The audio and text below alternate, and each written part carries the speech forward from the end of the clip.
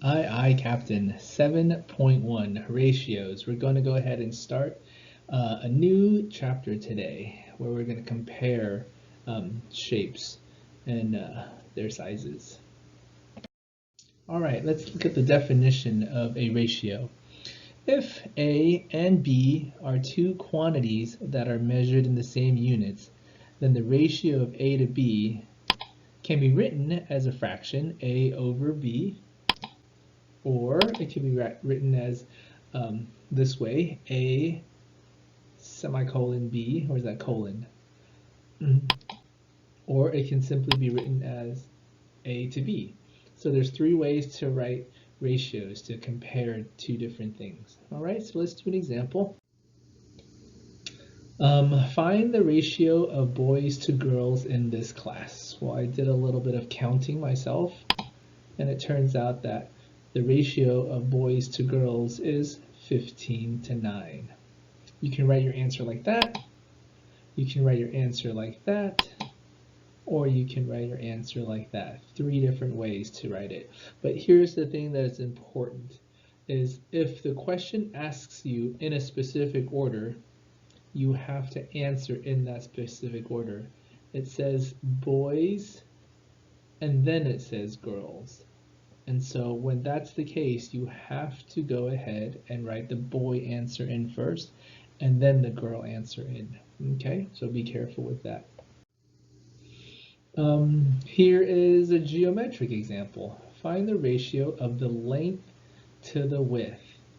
All right, so for this class to be consistent, we're going to say the length is always going to be the longer side, and the width is going to be the shorter side, just to be consistent.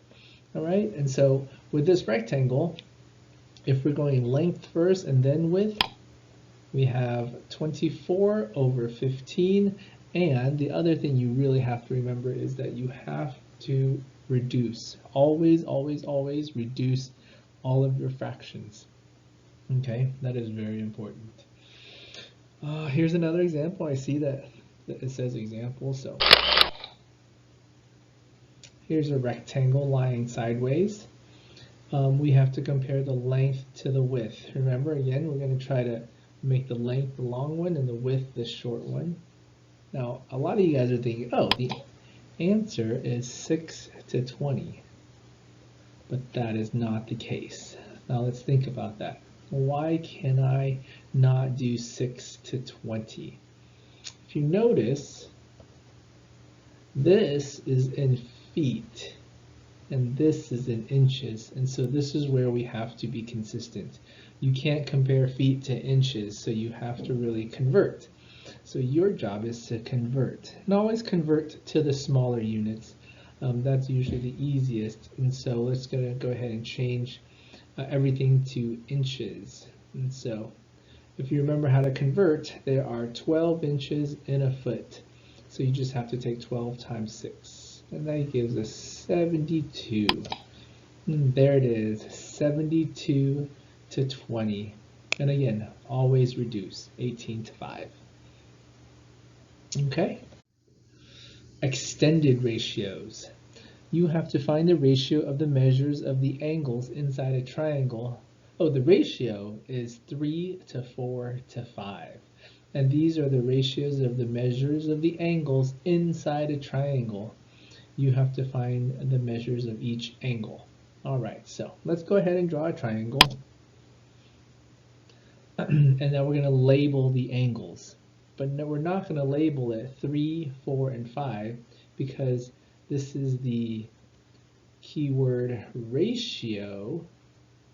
We're going to go ahead and do 3x, 4x, and 5x. All right, so that's the key part.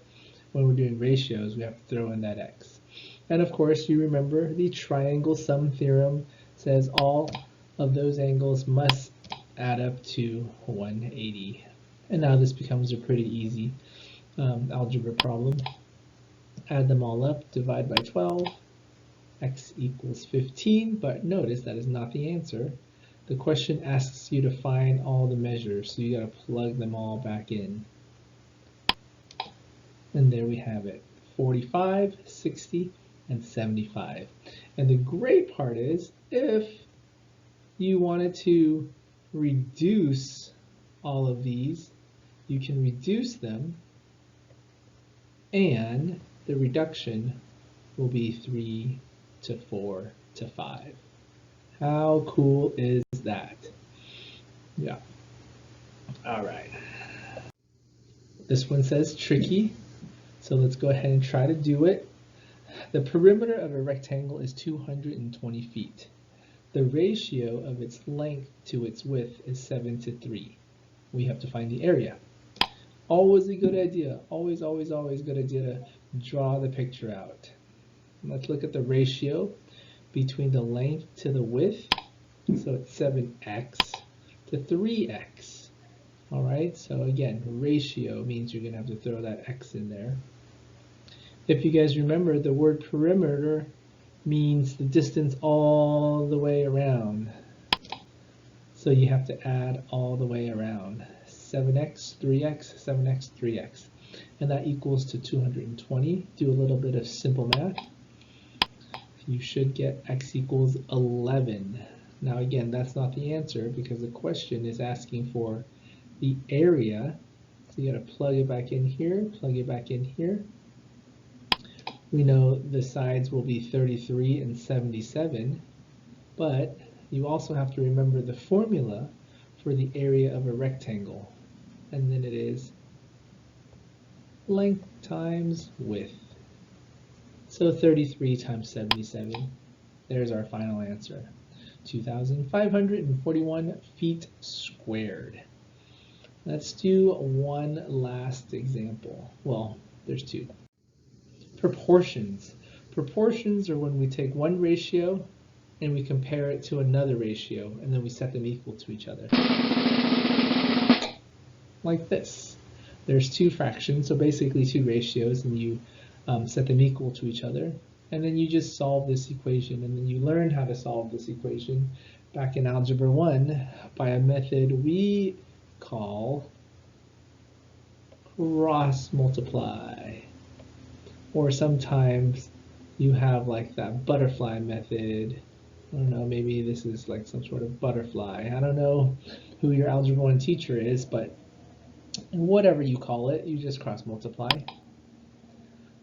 So we have 2x equals 63, divide both sides by 2, and that's our answer, 31.5. Okay, and this one for sure is our last example. Again, we got two ratios and we're comparing them. So to solve, we just cross multiply. This one's a little bit more complicated.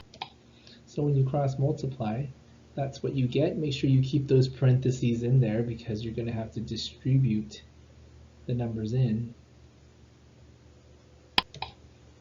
Distribute, simplify, and there is our final answer, y equals 62. Okay, all right, that wasn't too bad. Go ahead and try your homework.